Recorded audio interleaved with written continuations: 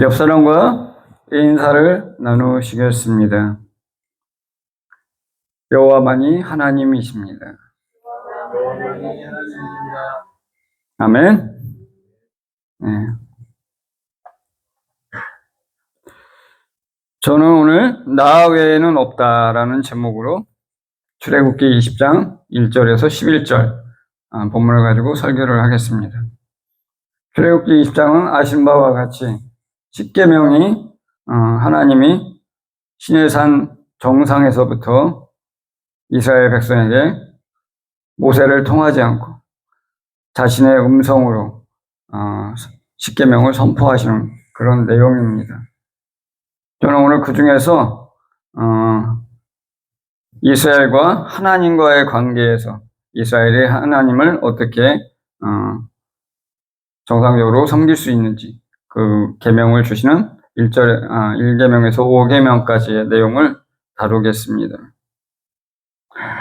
지난번 설교에서 이스라엘 백성들이 하나님을 만나기 위해 몸을 씻고 옷을 빨고 그리고 여자를 가까이 하지 않는 방식으로 자신들을 성별한 것과 그리고 드디어 하나님이 시내산에 강림하신 것에 대해 나누었습니다.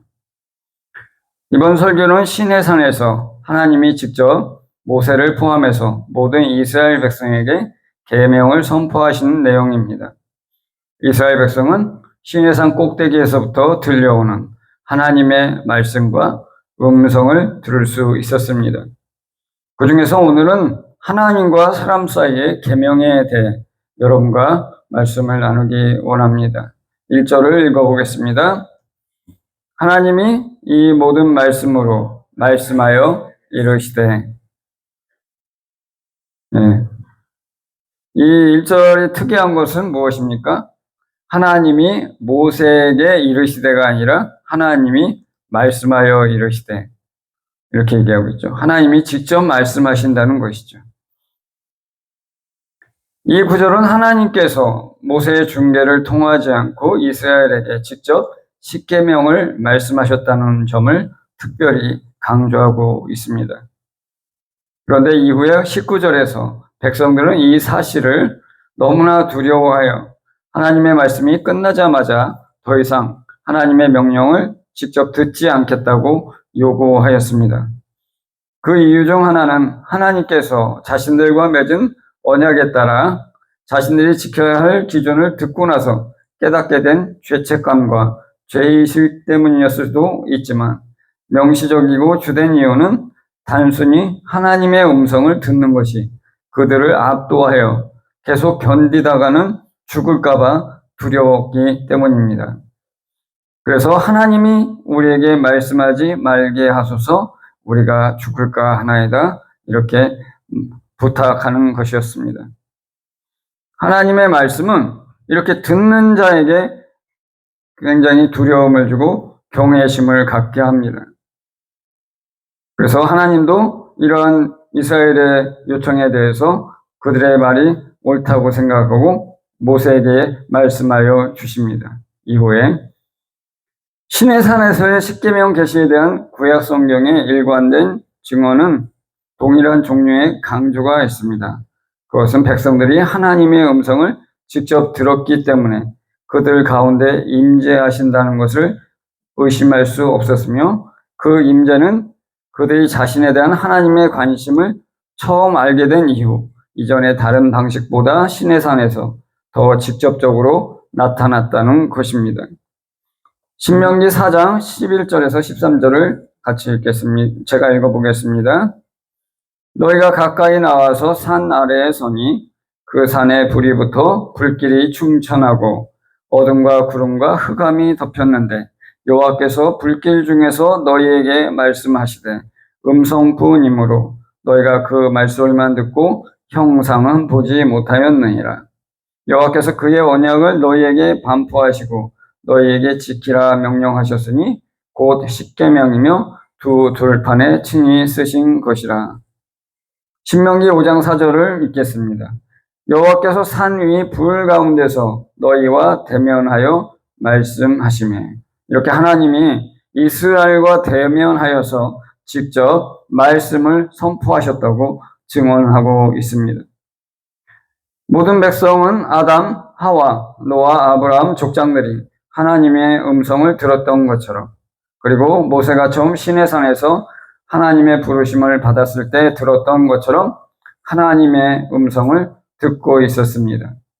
이번에는 하나님의 음성에는 하나님의 임재와 그분의 유일성에 대해 의심의 여지가 없도록 시청각적 표시가 수반되었습니다. 2절 같이 읽겠습니다. 나는 너를 애굽 땅 종되었던 집에서 인도하여낸 내 하나님 여호와이니라. 하나님께서 율례를 말씀하시기 전에 하나님이 왜 율례를 말씀하시는지 그 이유가 나옵니다. 하나님은 애굽 땅 종되었던 집에서 이스라엘을 인도해낸 이스라엘의 하나님 여호와라고 말씀하고 계십니다. 하나님은 자신이 이스라엘을 애굽에서 구원해 주신 구원자라고 말씀하시는 것입니다. 즉, 하나님은 지금 이스라엘의 구원자로서 마땅히 이스라엘의 하나님이 되기를 원하신다는 것입니다. 시내산 언약의 서문과 프롤로그가 여기에 등장합니다. 계약의 당사자를 식별하는 언약의 일부인 서문은 첫 번째 절에 등장하며 2인칭 단수 대명사로 이스라엘을 받는 자, 즉 너로 식별합니다. 너희의 하나님 여호와는 언약을 주신 분으로 식별이 됩니다. 따라서 이 언약은 여호와와 그의 백성을 공식적인 법적 관계로 연결하는 쌍방 언약이 됩니다. 이스라엘은 단수 대명사로 표시되는데 이는 고대 율법 자료에서 단수라는 표현이 일반적일 뿐만 아니라 국가 전체가 하나님의 명령에 하나로 응답하는 단일한 민족으로 간주되기 때문입니다. 당사자들이 어떻게 관계를 맺게 되었는지를 설명하는 언약의 일부인 프롤로그는 이 구절의 두 번째 절에서 명시되어 있습니다. 여호와는 이스라엘을 애굽의 노예에서 구출했다는 이유로 자신의 선택된 백성에 대한 소유권을 주장했습니다. 이러한 주장을 히브리어의 개념인 헤세드에서 유래한 헤세드 관계라고 부르기도 합니다. 곧 충성의 관계라고 할 수 있습니다. 고대 이스라엘에는 A라는 사람이 자발적으로 B라는 사람을 구출하거나 도왔다면 B는 A라는 사람에게 진실하고 지속적인 도덕적 의무가 있다고 믿었습니다. 다른 사람이 자신을 대신해 행한 중대한 선행을 단순히 무시할 수 없으며 그 선행을 통해서 은인에 대한 피할 수 없는 충성의 관계, 즉 일종의 영구적인 보답이 형성된다고 믿었기 때문입니다. 여호와께서 이스라엘 위에 행하신 일은 그 독특성 때문만이 아니라 정말 놀라운 일이었습니다. 한 민족 전체를 속박에서 구출하고 기적적인 방법으로 강대국의 압제에서 벗어나게 한 신이 또 있었을까요? 고대인들이 이스라엘의 출애굽과 비슷한 일이 있었다고 믿었는지 여부는 현존하는 문헌을 통해서 알 수 없습니다. 3절을 같이 읽겠습니다. 너는 나 외에는 다른 신들을 내게 두지 말라. 첫 번째 계명이 나옵니다. 이 1계명은 하나님이 이스라엘 백성에게 하나님 외에는 다른 신을 두지 말라고 명령하고 있습니다. 이는 하나님이 이스라엘의 구원자로서 당연한 권리를 갖고 있기 때문입니다. 그러나 이스라엘은 이후에 하나님 외에 많은 신들을 마음에 품었습니다.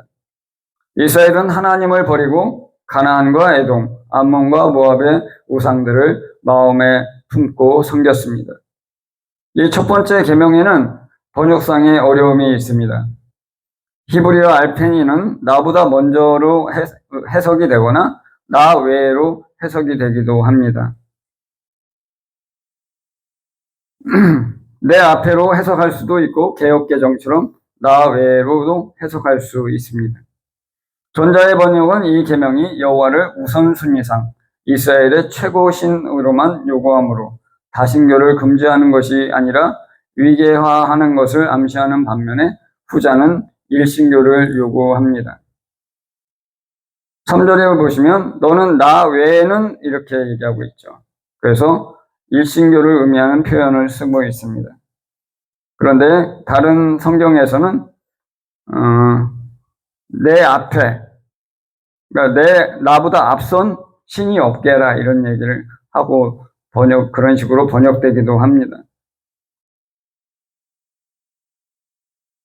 70인용 시리아 타르굼은 출애굽기 20장 3절의 표현을 내게 더하여와 같은 의미로 번역했는데 이는 그들의 관점에서 볼 때 위계보다는 배타성의 의미로 번역한 것입니다.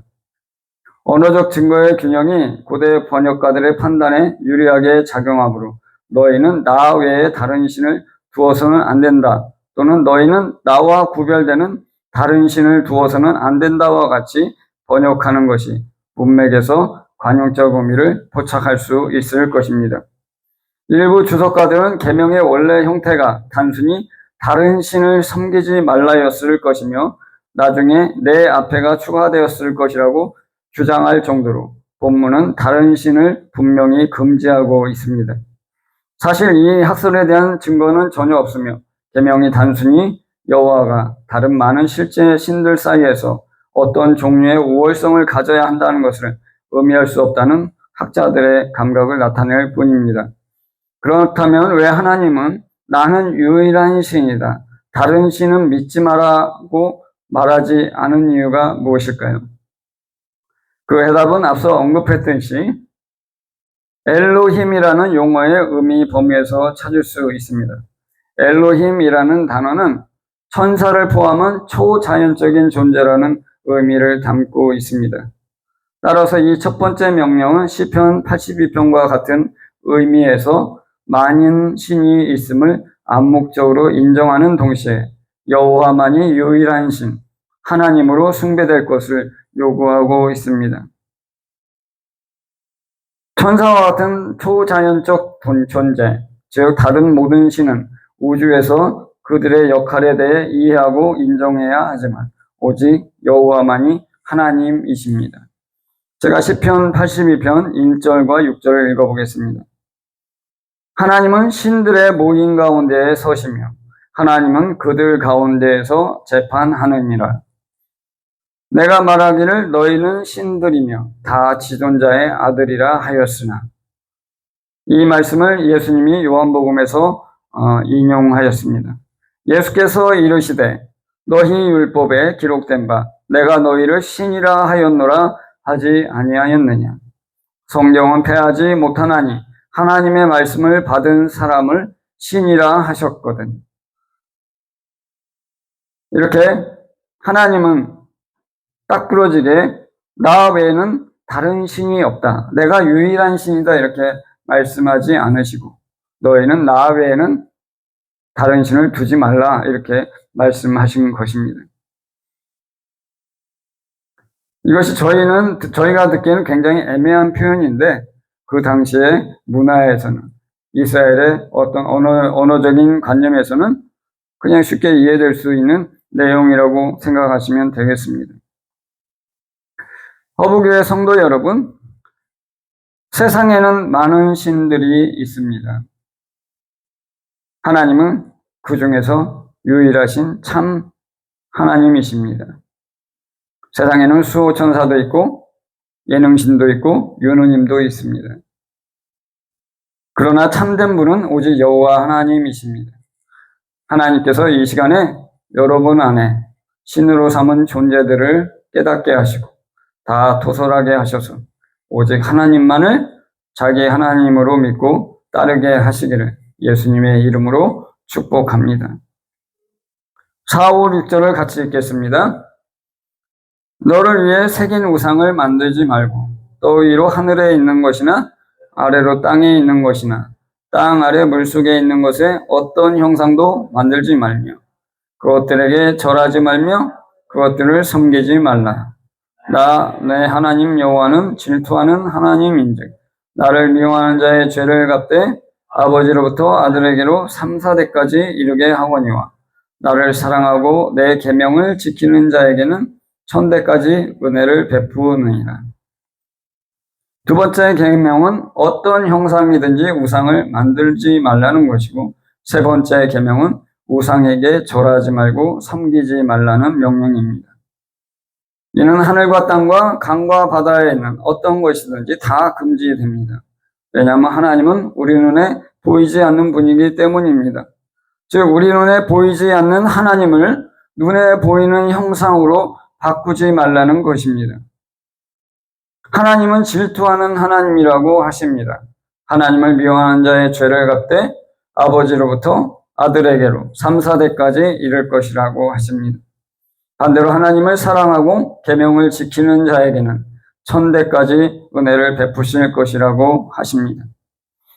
이 말씀은 어떤 형태로든지 모든 종류의 우상숭배를 금지하고 있습니다. 또한 우상숭배가 후손을 타락시켜서 하나님의 축복을 받지 못하게 하고 진노를 내리게 하기 때문에 하나님께서 우상숭배를 얼마나 심각하게 받아들이는지에 대한 설명도 포함되어 있습니다. 4절과 5절 전반부는 우상숭배 금지에 어떤 종류의 예외도 있을 수 없다는 것을 여호와의 언약을 지키려는 사람이 이해할 수 있도록 의도적으로 반복적이고 포괄적인 표현으로 금지 자체에 대한 표현을 제공하고 있습니다. 이 계명의 보다 정확한 번역은 위로 하늘에 있는 것이나 아래로 땅에 있는 것이나 땅 아래 물속에 있는 것에 어떤 형상도 우상으로 만들어서는 안 된다입니다. 우상에 대한 두 가지 일반적인 단어는 페셀과 티모나로 이 두 동의어는 모든 종류의 우상을 의미합니다. 마찬가지로 어떤 종류의 사물로도 묘사되는 것이 금지되어 있으므로 복사가 금지된 출처를 다소 정교하고 명확하게 포괄적으로 묘사하고 있습니다. 위는 하늘, 아래는 땅, 아래는 물, 다시 말해 어느 곳에 어떤 것도 복사해서 숭배의 대상으로 사용할 수 없다는 뜻입니다. 그러면 성막과 방주와 같은 성스러운 물건은 숭배의 대상이 아니었을까요? 대답은 아니오입니다. 그것들은 여호와와 관련된 사물들, 즉 여호와의 자기 현현을 둘러싸고 그분의 존재에 지역성을 부여하는 사물들이었지만 우상들이 그들이 대표하는 신을 위해 그렇게 생각했던 것처럼 그 자체로 심지어 원격으로 신성한 본질을 취하는 사물은 아니었습니다. 그리고 이스라엘 사람들은 분명히 그것들에게 절하거나 숭배하지 않았습니다. 우상 숭배의 특징은 다음과 같이 요약할 수 있습니다. 우상 숭배는 고대 세계에서 이스라엘 밖에서는 예외 없이 일반적인 종교 방식이었습니다. 고대인들은 신을 상징하는 우상 앞에 바친 제물과 기도가 그 우상이 상징하는 신에게 온전히 그리고 틀림없이 전달된다고 믿었습니다. 특정 신에게 먹이를 주면 그 신은 먹이를 주는 숭배자들의 대신에 자신의 힘을 사용할 의무가 있다고 여겼습니다. 예배의 빈도와 관대함만이 충실한 우상숭배 종교의 유일한 중요한 요건이었습니다. 우상숭배는 윤리적 행동의 중요성을 최소화했습니다. 신에게 의식적으로 음식을 제공하는 것은 중요했지만 신이 계시한 언약을 지키는 것은 중요하지 않았습니다. 어디에나 있는 우상의 신전을 통해 숭배자들은 거의 모든 시간, 요일, 장소와 상관없이 자신이 선택한 신이나 여신에게 제사를 지낼 수 있었습니다. 고대인들에게 한 신이 유일한 신이 될 수 있다는 것은 상상할 수 없는 일이었습니다. 고대인들의 사고방식 안에서는 한 존재가 다양한 신적 의무를 모두 책임져야 한다는 생각은 받아들이기 어려웠기 때문입니다. 우상숭배의 본질에 대해 현대인들은 일반적으로 오해하는 경우가 많습니다. 우상숭배는 단순히 동상이나 그림을 예배의 초점으로 삼아 예배하는 행위가 아니라 하나님께서 참된 예배가 되기를 바라는 것과 상반되는 정교한 종교적 제도와 생활 방식 전체를 포괄하는 것이었습니다. 우상숭배의 유혹은 매우 강력해서 대부분의 세대에 걸쳐 이스라엘 백성조차 여호와에 대한 참된 예배와 언약에 순종해서 멀어지게 하는 경향이 있었습니다. 5절 후반부와 6절에서 하나님께서는 질투하는 하나님인즉 아비의 죄로 자녀를 벌하신다는 주장과 함께 제2계명의 이 설명 부분은 널리 오해되어 왔습니다. 신명기 24장 16절과는 달리 하나님께서 실제로 이전 세대의 죄 때문에 무고한 세대를 벌하신다는 주장이 아닙니다. 신명기 24장 16절을 제가 읽겠습니다. 아버지는 그 자식들로 말미암아 죽임을 당하지 않을 것이요 자식들은 그 아버지로 말미암아 죽임을 당하지 않을 것이니 각 사람은 자기 죄로 말미암아 죽임을 당할 것이니라. 오히려 이 주제는 부모로부터 배운 죄를 대를 이어 저지르면 벌을 내리겠다는 하나님의 결심에 대해 이야기하고 있는 것입니다. 다시 말해 하나님께서는 이 세대가 내 언약을 어기는 행위에 대해 벌하지 않겠다고 말씀하지 않으실 것입니다. 왜냐하면 결국 그들도 그렇게 한 부모로부터 배웠을 뿐이기 때문입니다. 그 대신 이전 세대와 같은 종류의 죄를 계속 저지르면 하나님께서는 실제로 대를 이어 벌을 내리실 것입니다. 자녀가 부모가 지은 죄를 계속 저지르면 부모와 같은 형벌을 받게 될 것이라는 것입니다. 그러나 이와는 대조적으로 나를 사랑하고 내 계명을 지키는 자의 천대까지 언약의 충성을 보여주려는 것이 주님의 진정한 소망입니다. 성경에서 가장 큰 수치적 대조를 통해 하나님은 자신의 백성들이 영원히 충성을 유지하여 그 결과로 그들에게 풍성한 축복을 보여주기를 바라는 자신의 참된 소망을 설득력 있게 드러내신 것입니다. 5절 후반부와 6절에서 사랑과 미움이라는 용어는 관용적으로 감정적 태도나 감정 또는 정서가 아니라 바로 충성을 의미합니다. 하나님은 우상을 만들지도 말고 섬기지도 말라고 명령하십니다. 우상을 만드는 목적이 그것을 섬기기 위해서이기 때문에 먼저 만들지 말라고 하십니다. 그러면 이것을 오늘날 우리 각 사람에게 적용해 보겠습니다. 어부교회 성도 여러분, 여러분이 우상 삼은 존재는 누구이고 무엇입니까? 한국 사회에서 많이 나타나는 우상 숭배의 결과는 마마보이입니다. 하나님 대신에 엄마가 우상이 된 것입니다. 이는 엄마의 영향력에서 벗어나지 못하고 전적으로 의지하는 모습을 비꼰 것입니다. 또한 한국 사회에서 가장 심각한 우상 숭배는 바로 만몬주의입니다. 하나님 대신에 돈을 우상 삼은 것입니다. 예전 뉴스에서 기자가 질문을 했는데 돈이 없어서 불행하다는 말이 한때 많이 들려왔습니다. 그러면 돈이 있으면 행복할까요? 그러면 돈이 많은 재벌집 자녀들은 왜 자살을 하고 마약을 할까요? 네, 행복하지 않기 때문입니다. 한국의 기독교인들이 가장 많이 빠진 우상숭배는 바로 기복주의입니다. 이는 하나님을 믿는 목적이 현세의 복을 받기 위해서 신앙을 갖게 되는 것입니다. 이는 신앙의 목적이 하나님이 아니라 현세를 누리는 복입니다. 그래서 하나님을 믿으면 잘 살아야 하고 건강해야 하고 하는 일이 잘 풀려야 하고 재난이나 고난이나 환난이나 이런 것들은 다 피해가야 합니다. 이러한 기복주의에서는 나오게 된 것이 바로 현세주의, 성공주의라 생각합니다. 우리 주님이신 예수는 우리 모든 죄를 지고 십자가에 달려서 죽으셨는데 기복주의에 빠진 신앙은 십자가의 길을 거부하게 합니다. 이렇게 우리 각 사람 안에 숨어있는 우상을 떨쳐버리고 오직 참된 하나님과 예수 그리스도를 따라가기를 결단하고 고백하는 모든 성도들이 되기를 예수님의 이름으로 축복합니다. 7절을 같이 읽겠습니다. 너는 내 하나님 여호와의 이름을 망령되게 부르지 말라. 여호와는 그의 이름을 망령되게 부르는 자를 죄 없다 하지 아니하리라. 네 번째 계명은 하나님 여호와의 이름을 망령되게 부르지 말라는 것입니다. 그리고 하나님은 주의 이름을 망령되게 부르는 자를 무죄하다고 하지 아니할 것이라고 경고하십니다. 이 계명은 금지와 함께 순종하지 않는 사람에 대한 처벌의 위협이 뒤따른다는 점에 대해서 두 번째 계명과 같은 구조로 되어 있습니다. 이 계명은 여호와에 대한 언급과 관련하여 3인칭 화법으로 표현되는데 이는 나머지 계명 전체에서 계속되는 패턴입니다. 이 처벌은 특별한 결과를 명시하지 않지만 자신의 이름이 오용되는 것을 막기 위해 어떤 방법을 선택하든 유죄 판결을 내릴 수 있는 하나님에 의해서 유죄 판결을 받을 수 있다는 훨씬 더 일반적이고 불길한 위험을 나타냅니다. 이 계명과 관련하여 세 가지 종류의 질문이 생깁니다. 하나님의 이름을 헛되게 오용하는 행위에는 정확히 무엇이 포함되는가?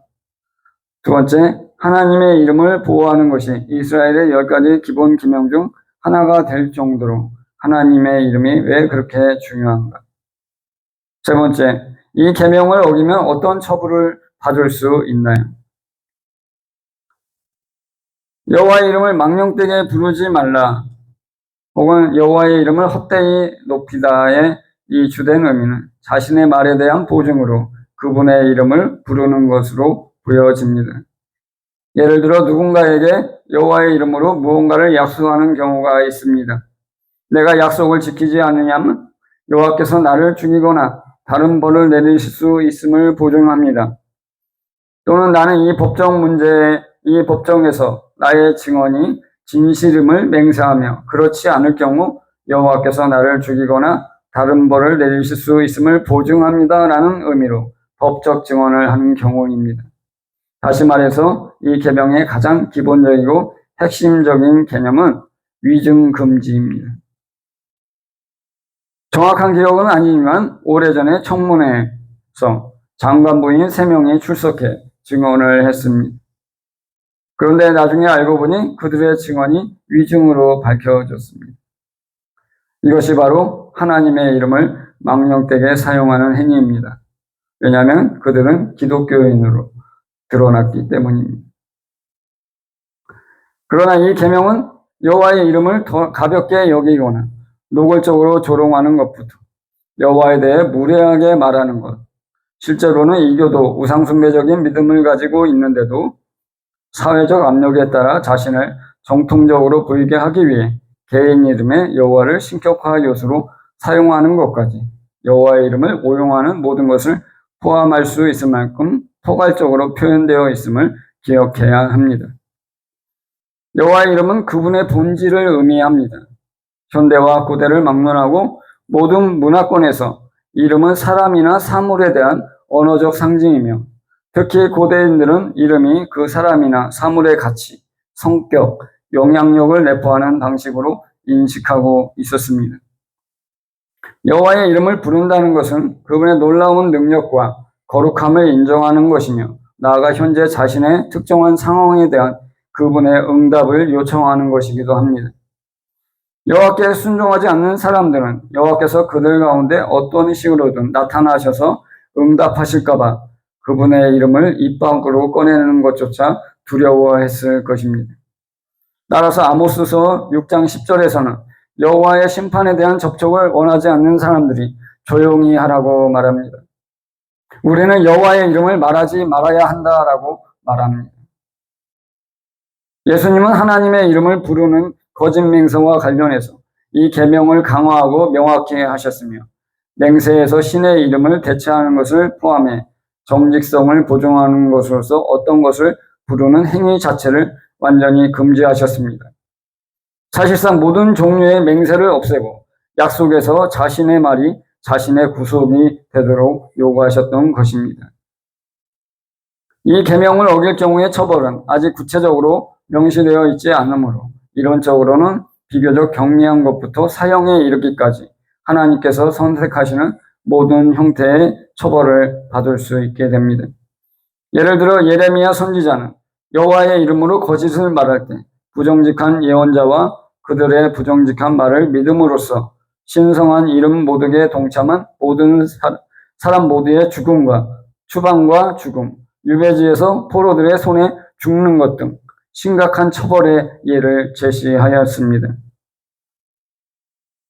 죄 없다 하지 아니하리라는 말은 처벌하지 않고 풀어준다는 뜻입니다. 여호와는 자신의 이름이 오용될 경우 그렇게 하지 않으실 것입니다. 허북의 성도 여러분, 하나님의 이름을 걸고 맹세하지 마십시오. 하나님의 이름으로 거짓말하지 마십시오. 하나님의 이름을 헛되이 사용하지 마십시오. 가시나 지저스라고 영어식 표현을 사용하는 것도 멈추십시오. 하나님은 만홀히 여길 분이 아닙니다. 여러분이 기독교인이기 때문에 여러분이 거짓말을 하는 것은 하나님의 이름으로 거짓말을 하는 것입니다. 거짓말에 대해서 가볍게 여기지 않으시기를 예수님의 이름으로 축복합니다. 8절을 같이 읽겠습니다. 안식일을 기억하여 거룩하게 지키라. 네. 다섯 번째 계명은 안식일에 대한 규례입니다.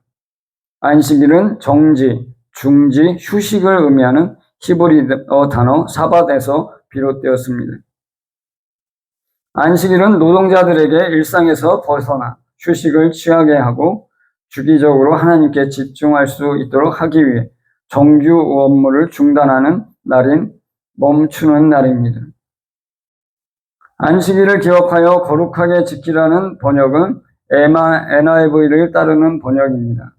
다른 영어 번역본은 안식일을 기억하고 거룩하게 지키라고 번역하는 전통적인 방식이 있습니다. 전자는 안식일을 기억하는 수단이 거룩한 날로 지키는 것임을 암시하고, 후자는 안식일을 기억하는 목적이 안식일을 거룩한 날, 즉 하나님께 속한 날로 지켜야 한다는 것을 암시합니다. 히브리어 표현으로는 기술적으로 두 번역이 모두 가능하지만, 특히 안식일의 시기를 매주 쉬는 날로 설명하는 다음 설명 자료에 비추어 볼 때 종교적인 목적인 하나님이 축복하고 거룩하게 하신 날, 즉 하나님을 위해 따로 정한 날과 뚜렷하게 구분되는 것으로서 NIV 번역보다는 전통적인 번역이 더 가능성이 있는 것으로 저는 판단합니다.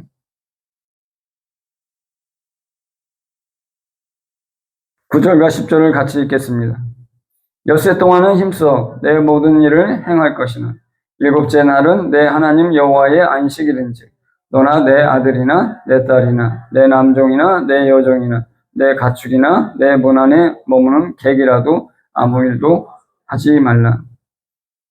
이 계명의 설명 부분에서 금지하는 것은 어떤 종류의 노동이나 음식 준비, 동물의 먹이나 물주기 등 농경 문화에서 하루를 지내는데 필요한 모든 것이 아닙니다. 오히려 안식일에는 다른 사람이나 사물에 해를 끼치지 않고 중단할 수 있는 다른 6일 동안의 일상적 노동을 반복하는 것을 금지하는 것입니다. 사람과 동물은 여전히 먹이를 주어야 하고 젖을 먹는 동물은 여전히 젖을 짜내야 하며 제사장들은 여전히 성소 내에서 일해야 합니다. 하지만 가능한 한 모든 근로자는 하루의 휴식을 취해야 했습니다. 이스라엘 백성이 음식을 준비하거나 동물에게 먹이를 주는 등 최소한의 집안일을 어떻게 분배할지는 명시되어 있지 않습니다. 어쨌든 그러한 필수적인 일들은 해야만 했고 진정으로 언약의 율법을 지키려는 사람들은 안식일에 모든 사람의 노동량을 최소화하고 불가피하게 안식일에 일하는 사람들에게 보상적인 휴식을 제공하는 가장 공정한 방법을 쉽게 찾아낼 수 있었을 것입니다. 목표는 일을 전혀 하지 않는 것이었지만 그럼에도 불구하고 사람들에게 음식을 제공하거나 양떼와 가축을 돌보는 사람들은 불가피하게 일해야 했기 때문입니다. 이 계명은 특히 안식일에 이스라엘 토착민에서 외국인 노동자로, 이스라엘의 자유에 인해서 고용된 노동자는 하인으로, 성인에서 어린이로 노동을 바꾸는 것을 금지하고 있습니다. 대신 모든 사람에게 혜택을 주고 모든 사람이 예배와 영적 활동을 위해 자유롭고 준비된 상태를 유지하는 평등주의적 노동 중단을 구상한 것입니다. 예전에 산업혁명이 일어났을 때 그 공장의 주인이 기독교인들이었습니다. 그런데 그들이 했던 행동은 미성년자를 공장에 고용해서 일요일도 쉬지 않고 노동을 시켰던 것입니다. 하나님을 믿는다는 기독교인들이 이러한 범죄를 뻔뻔하게 했던 것입니다. 산업혁명 당시에. 그래서 막수주의가 태동하게 된 것이 바로 그러한 모습의 반동으로 나오게 된 것입니다. 11절을 같이 읽겠습니다. 이는 엿새 동안에 나 여호와가 하늘과 땅과 바다와 그 가운데 모든 것을 만들고 일곱째 날에 쉬었습니다. 그러므로 나 여호와가 안식일을 복되게 하여 그날을 거룩하게 하였느니라. 10절에서 안식일에 대한 표현을 하나님의 안식이라고 했는데 11절은 왜 그러는 표현을 사용했는지에 대한 설명이 나옵니다. 안식일을 지키는 데 있어서 하나님보다 더 강력한 모델은 있을 수 없습니다. 그리고 6일간의 노동과 하루의 휴식으로 창조를 의도적으로 묘사한 창세기 1장의 창조 기록보다 역사상 더 인상적인 선례가 있을 수 없을 것입니다. 이 문제에 대한 하나님의 모델은 하나님이 지칠 수 없기 때문에 하루도 쉴 필요가 없다는 모든 이의 제기를 없애줍니다. 안식일은 쉬지 않고 계속 일하기에는 너무 약한 사람들이 회복하는 날로 묘사되지 않습니다. 오히려 그날에 하나님의 축복과 그 잠재력을 누리기 위해서 거룩함에 다시 집중하기 위한 목적으로 모든 사람에게 유익한 휴식으로 묘사됩니다. 다시 말해 안식일은 사람들이 영적으로 더 강해지고 하나님과 더 가까워지도록 돕기 위해 고안된 것이며 육체적 필요를 회복하는 데 도움이 되는 것은 주된 혜택이기보다 부수적인 혜택에 지나지 않습니다. 안식일이 일상에 가져오는 변화로 인해 안식일은 활동이 없는 날이기보다는 상쾌한 날이 되어야 합니다. 실제로 주중 업무가 본질적으로 앉아서 하는 일인 사람도 안식일에는 다른 어느 때보다 육체적으로 더 활동적이면서 노동의 중단에 관한 의무를 완전히 이행할 수 있습니다. 그렇다고 해서 안식일에 하는 행동이 일상적인 일 활동이 아닌 한 거룩한 활동이라는 의미는 아닙니다. 그러나 하나님을 섬기거나 다른 사람을 경건하게 섬기기 위해 육체적으로 활동하는 사람이라면 그런 종류의 활동을 열심히 하고 하루가 끝나면 적당히 피곤해하는 것이 안식일법에 전적으로 부합할 것입니다. 하나님을 사랑한다는 것은 일주일의 하루를 게으르게 보내는 것이 아니라 일주일의 하루를 그분의 뜻을 행하는 데 특별히 집중하는 것, 즉 예배하고 배우고 공부하고 돌보고 우리의 영혼을 강화하는 것입니다. 신약에서는 예수님의 부활을 기념하기 위해서 예수님이 부활한 날을 주일로 삼아 공동체가 모여 예배를 드리게 되었습니다. 따라서 주일은 부활하신 주님을 찬양하고 예배하는 날이며 우리를 구원하신 주님을 바라보고 하나님을 예배하고 다른 사람을 섬기는 날이 되어야 합니다. 안식일을 기억하고 거룩하게 지키는 것은 신약에서 예배에서 하나님을 참되게 예배하고 우리를 구원하시는 은혜를 찬양하는 것입니다. 따라서 주일에는 주님 안에서 육체적으로는 더 피곤할지라도 영적으로 쉼을 누리고 새 힘을 얻는 날이라고 할 수 있습니다. 허브교회 성도 여러분 각자에게 주일과 예배는 주로 어떤 성격을 가집니까? 내가 하나님께로부터 은혜를 받는 날인가요? 아니면 하나님을 섬기고 예배하는 날인가요? 주일을 어떻게 생각하는가에 따라서 주일에 대한 그 사람의 태도와 행동이 달라집니다. 하나님을 섬기고 예배하는 날로 생각하는 분은 내가 중심이 아니라 하나님 중심으로 하나님을 예배하고 찬양하고 섬기는데 자신의 에너지를 아끼지 않을 것입니다. 반대로 내가 은혜를 받아야 하는 날로 생각하는 분은 하나님 중심이 아니라 자기 중심적이고 예배에서도 적극적으로 반응하지 않고 피동적인 태도로 나타납니다. 그리고는 주일이면 왜 이렇게 더 피곤한지 모르겠다고 불평하기도 합니다. 성도 여러분, 하나님의 은혜는 여러분의 일상에서 충분히 충만하게 누리시기를 예수님의 이름으로 축복합니다. 주일과 회중 예배는 은혜를 받는 것이 목적이 아니라 받은 은혜를 감사하고 찬양하고 하나님께 영광을 돌리는 것이 가장 중요한 목적이 되어야 합니다. 그리고 하나님의 자녀가 된 다른 사람들을 서로 섬기고 돕는데 자신의 에너지를 소모하는 날입니다. 이것이 바로 참된 안식일의 정신이고 태도일 것입니다. 오늘 저는 십계명 중에서 하나님과 사람 사이에서의 지켜야 될 계명에 대해서 여러분에게 말씀을 나누었는데,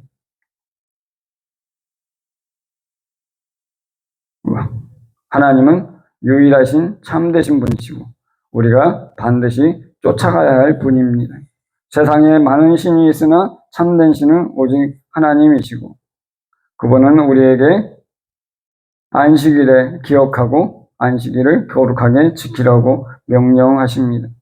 그리고 우리의 일상에서 우상들을 다 떠나보내고 오직 하나님만을 섬기라고 말씀하고 있습니다.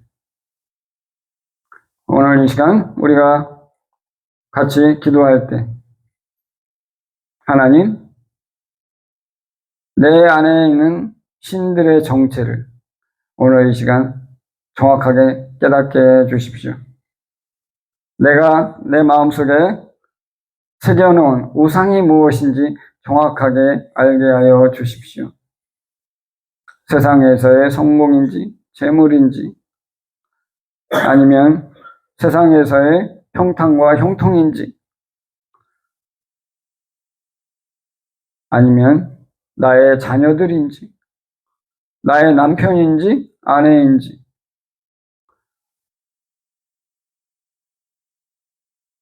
그래서 하나님 앞에 정확하게 내가 고백하기 원합니다. 하나님, 내가 이러이러한 것들을 우상 삼았습니다.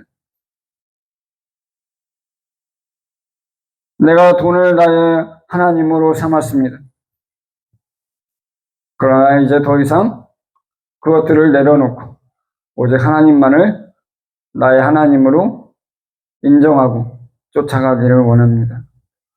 이런 내 마음에 주의 성령을 부어주셔서 나의 입술의 고백이 실천이 되고 내 삶 가운데 변화가 나타나여 오직 순전하게 주님만 따라가게 하여 주시옵소서. 이렇게 같이 기도하시겠습니다.